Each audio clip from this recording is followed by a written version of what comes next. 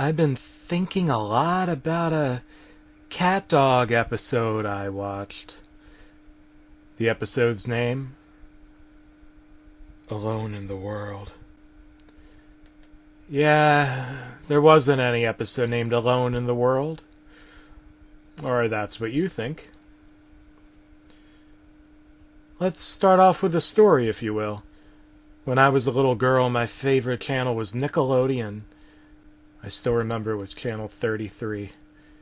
My favorite on the channel was definitely CatDog. First aired on my 6th birthday in April of 1998. I had a CatDog themed birthday party when I turned 7 the following year.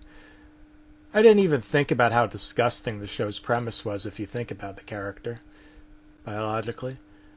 I was 13 years old when it ended in June of 2005. I graduated 7th grade that day. Oh, I was heartbroken to see it go.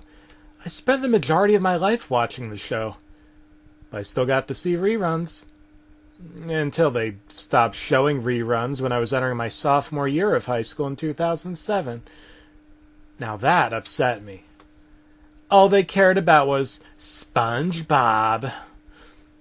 Oh, but the 90s, or all that, changed everything.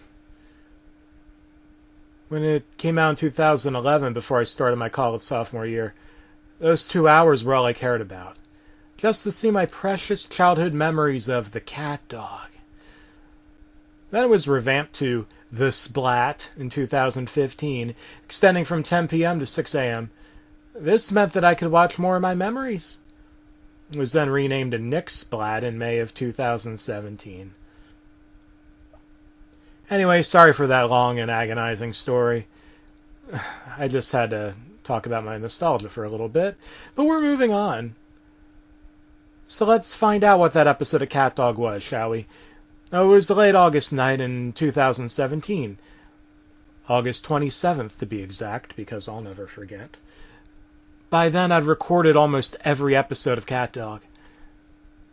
As I checked the episode guide for any episode of CatDog that I hadn't recorded, I saw something that had looked like an error. The same exact episode was playing at both 4:30 and 5 o'clock. The episode was House of CatDog and CatDog Campers. I decided to check if this was just some joke or something by recording both time slots. Then my girlfriend, Sadie, and I, yeah, I'm a lesbian, deal with it, both went to bed. I forgot about it until September 1st. It just popped back into my mind while watching Victorious around 8 p.m. I called Sadie from the kitchen that there was a strange occurrence in the Nick Splat schedule where a CatDog episode was repeated twice, and I'd be watching it.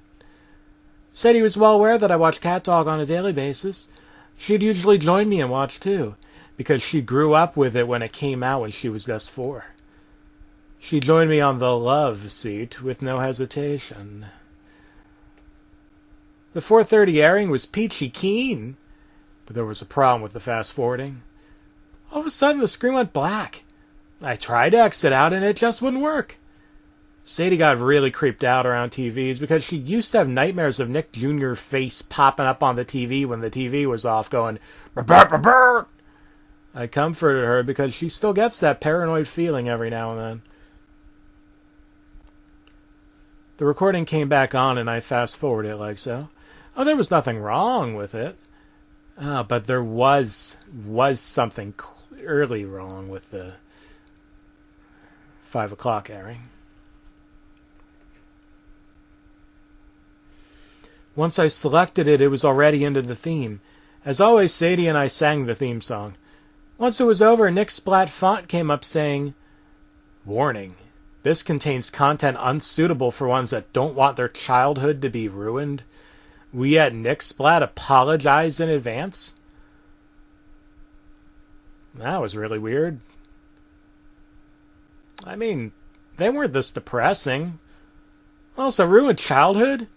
And if they were sorry, why not just not show it? How would this even ruin my... All of a sudden, a title card popped up. The title was Alone in the World. Obviously, it was a part of the lyrics of the theme song, but this made me tear up. It was Cat, my favorite character on the show, hanging from a noose, head drooping down. Right next to him was Dog. He was holding a marijuana joint in his hand. Eyes teared up and closed. He looked pissed off, like he was the one that made Cat kill himself. He had piercings in his forehead, ear, and nose. He was also wearing a wristband. He went to the episode.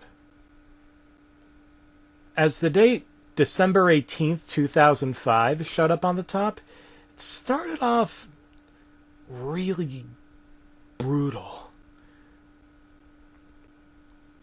Poor Cat being beaten up again like he always was, but it wasn't the regular dust clouds and teeth cartoony falling out. It seemed more realistic. Cliff was beating the crap out of him, punching his face several times. Blood gushed out of his nose. Tears were in his eyes as he was forcefully punched by Lou's fist in the jaw. I was shocked. Sadie got pissed. She hates it when cats get in trouble for nothing. As Shriek punched him in the nose, he fell down. His face now all bloodied. He was holding back tears. As Dog comforted him, the greasers walked away. Dog told him sincerely, "Don't let them get to you, Cat." Cat replied weakly, "I tried not to, but they still do." It faded to the nighttime at CatDog's house, where Cat was seen crying, telling Dog he wants it to end. "Danny, I'm a bit worried," Sadie said. I told her not to worry as we snuggled up together. Text appeared as the screen faded to black. It said, December 19th, 2005. Once it faded back, Dog was just waking up. He turned his head toward Cat and his jaw dropped in horror. This was probably the worst thing I ever witnessed on television yet.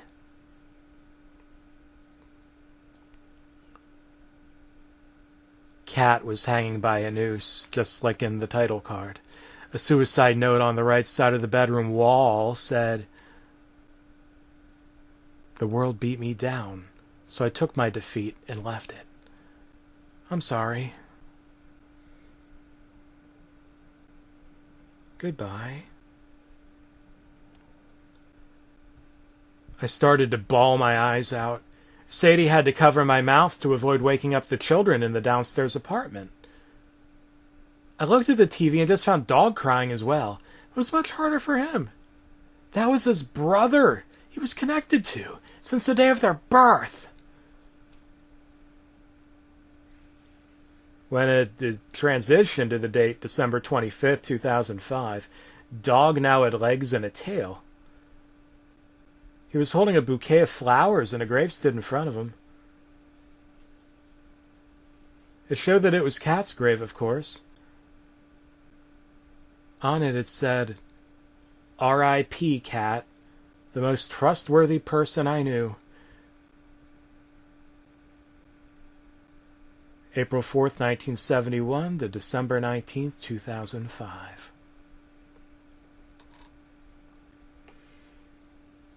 FYI, CatDog would then be exactly 20 years older than me. 21. But besides that point, Dog said to the grave, "You would have liked these flowers." His voice was breaking as he said it in a monotone voice, far away from his happy-go-lucky voice. Obviously, he was going through PTSD. I was so sorry for him.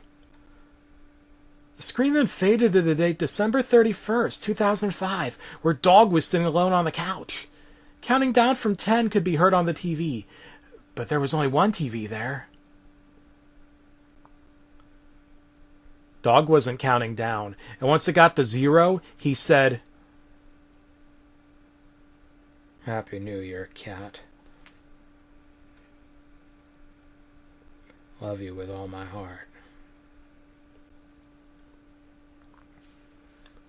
As text popped up on the top of the screen saying January 1st, 2006, he looked to the other side of the couch and said, "Wish you were here." I was still crying. This was my favorite show growing up, and how Kat was dead. I looked at Sadie, and she was also sad. She tried to hold back her tears. It faded to the date January 9th, 2006, showing Dog at a bar drinking alcohol. He suddenly stopped and started thinking out loud. Cat wouldn't like me doing this. While looking above him, he looked down and said, "I just want him back."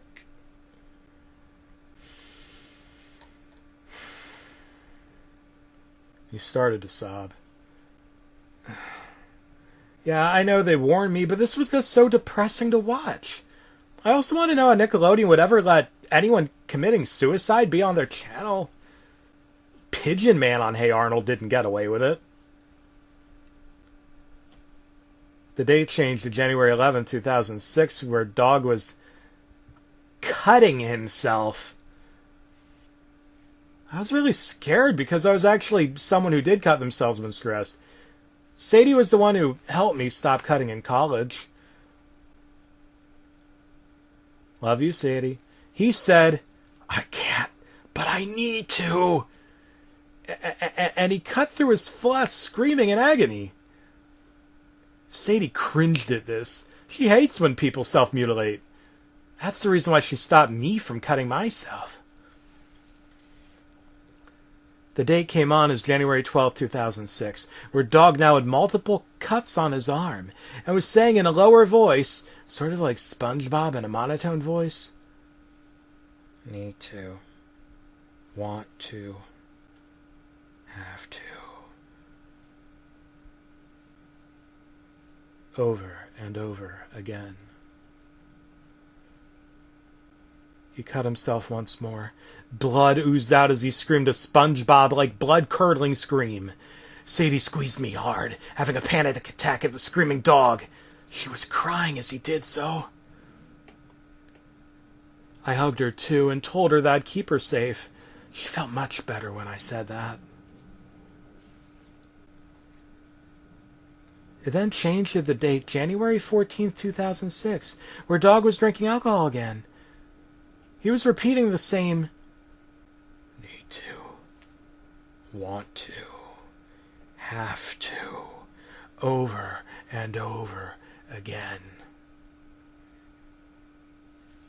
He gulped it like a person who hadn't had water for days. The date changed again, this time to February 19th, 2006, still repeating the same thing. He now looked exhausted, bags under his eyes. He stopped and said,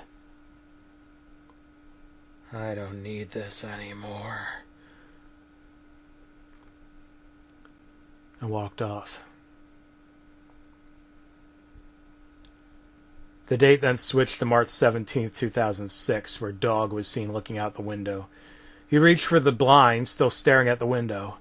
He closed the blinds very slowly and switched to him inside, saying in his new monotonous voice, "Help me, cat. I'm alone in the world." Obviously, there was no reply. He put his hands on his eyes and cried softly to himself. Then the screen faded to black, now only showing the date June 1st, 2006. And once it faded back, it showed Dog with his back on some kind of brick wall, which obviously wasn't CatDog's chimney. It seemed more like the alleyways of Nuremberg, the town CatDog lived in. The most noticeable thing is that Dog was smoking a marijuana joint. Sadie was just staring at the TV. Seriously, she was shocked at how far the show was taking it. But this is what happens in the real world. But CatDog isn't supposed to be about the real world. It's a comedy! Sorry, my inner critic is showing.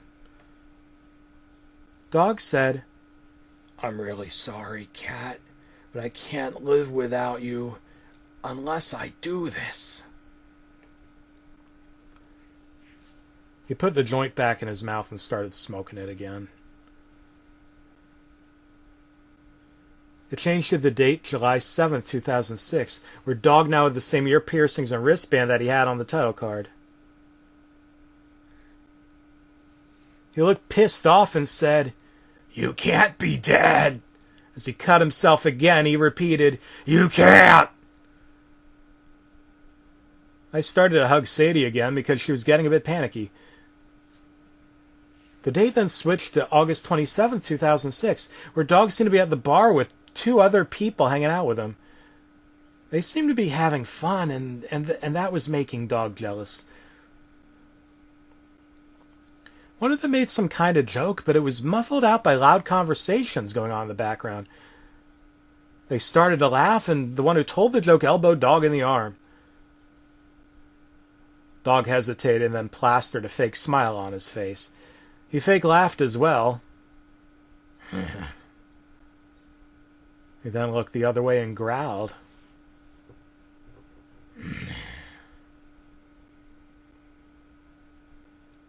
He growled because he was alone. Alone in the world. The date then came on as November 18th, 2006, which is Sadie's birthday. Dog was sitting on the couch, arms extended.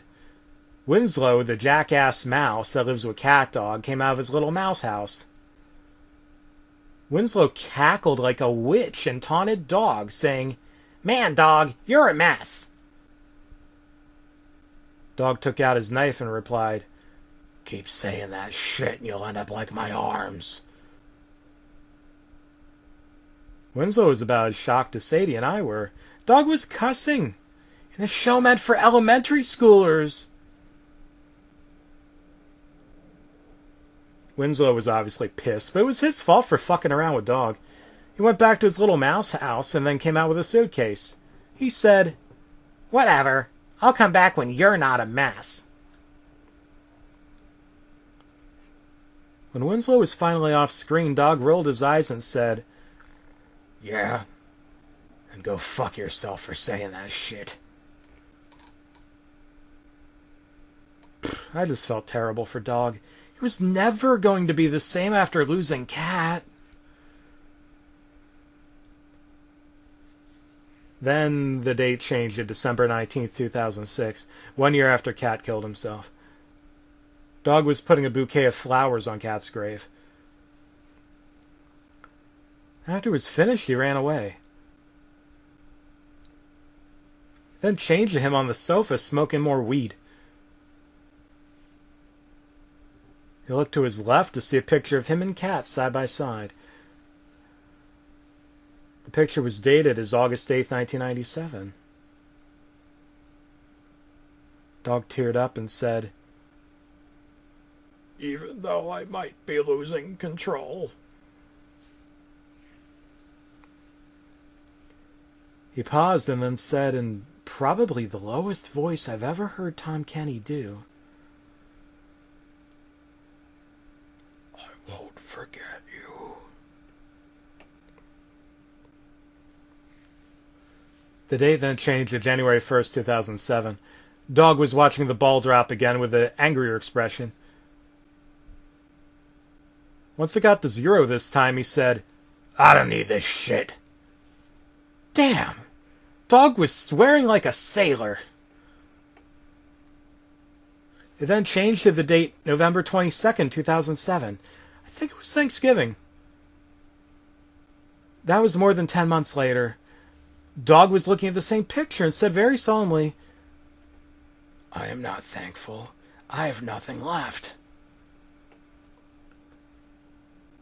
It then showed a flashback of Cat getting beaten up, while Dog was saying in the background, "He wasn't strong, but it wasn't his fault. It was those goddamn greasers." He yelled, "They called him!"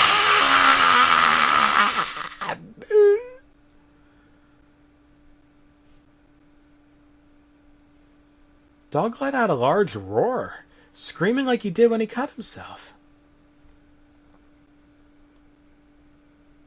At this point, Sadie was wailing. She hates screaming, if I didn't mention. Instead of squeezing me, she squeezed the sofa pillow hard. She said, "Danny, I need some water, and I'll be back." She walked across the studio to get a water bottle from the kitchen. She instantly came back with one because our apartment is really small. It changed to December 19th, 2007, 2 years after Cat was killed. Dog was in front of Cat's grave. He held the picture of them in his hand. He looked at it and started tearing up. Utter silence filled the room. After a bit, Dog broke the silence by growling and saying, "I'll bring you back." He ran away with a picture in his hand. The date changed to January 1st, 2008, where Dog was snorting cocaine. He looked at the ball drop on the TV for a second and went back to what he was doing. The date then changed to February 14th, 2008, where Dog was putting up posters saying things like, "Don't enter or I'll shoot," on the windows. He was now blocking himself from the outside world for good. I was crying like a baby. He went insane. Sadie was still shaken about when Dog screamed. We were a mess. The date then changed to May 6, 2008, where Dog was writing a note. It said,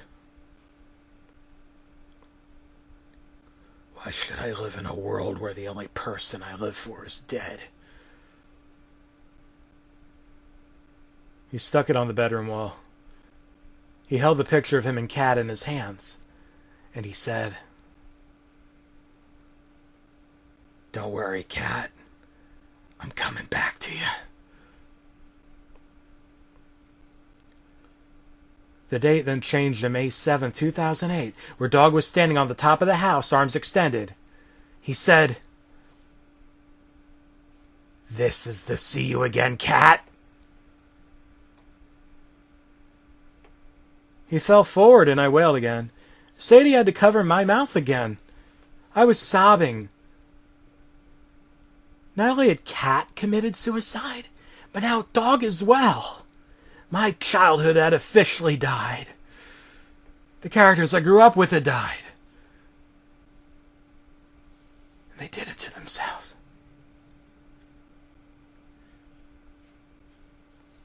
But what came next was what made me feel a bit better. Dog woke up on what seemed to be a cloud in the sky. His piercings were gone. A familiar voice asked Dog, "Need a hand, Dog?" A large weight lifted off my shoulders. As that was revealed to be Cat's voice, I stopped with the sorrowful crying and started crying joyfully. Cat lent out a hand to Dog, and Dog grabbed his hand. Once Dog got up, he and Cat held hands, as they were now in heaven. They smiled as Dog said in his regular old voice, "Hi-ho diggity!" They teared up and hugged each other, crying tears of joy. And I was crying tears of joy. And Sadie was too. CatDog was reunited as one as the screen slowly faded to black. The split screen credits rolled as usual, but on the title screen where they play those promos, it was a note rolling like credits. The notes seemed to be from Peter Hannon himself. Well, I'm pretty sure the animation of the episode we watched was the same as all the other episodes. I don't really remember much about the notes aside from the dates, but let me try. Remember, this was recorded August 28th. Hey there, it's Peter Hannon. If you don't know who I am, I'm the creator of CatDog. This episode was originally going to air on August 28, 2008 on MTV, early at 5 in the morning. It was going to end the series, but I realized how people may have reacted if they saw this, so I covered it up as if it had never existed. I was hesitant about airing it until I decided to put on the Nick Splat channel exactly 9 years later, at 5 a.m. Listen, I hope this didn't ruin your childhood, and I'm sorry if it did. Just remember that they're back together. I hope you won't forget them. Thanks for watching CatDog. Goodbye.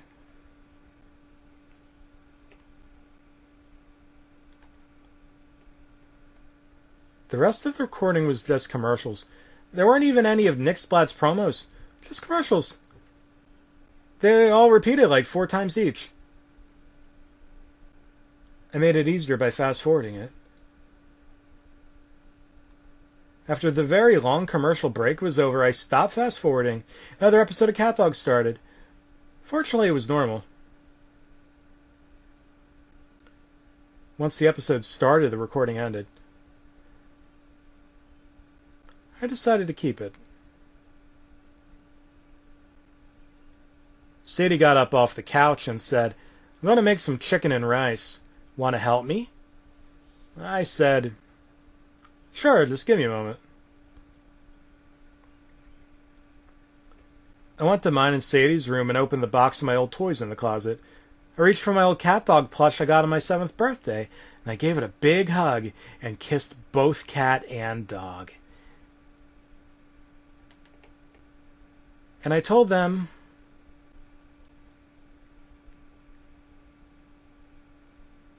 "I won't forget you."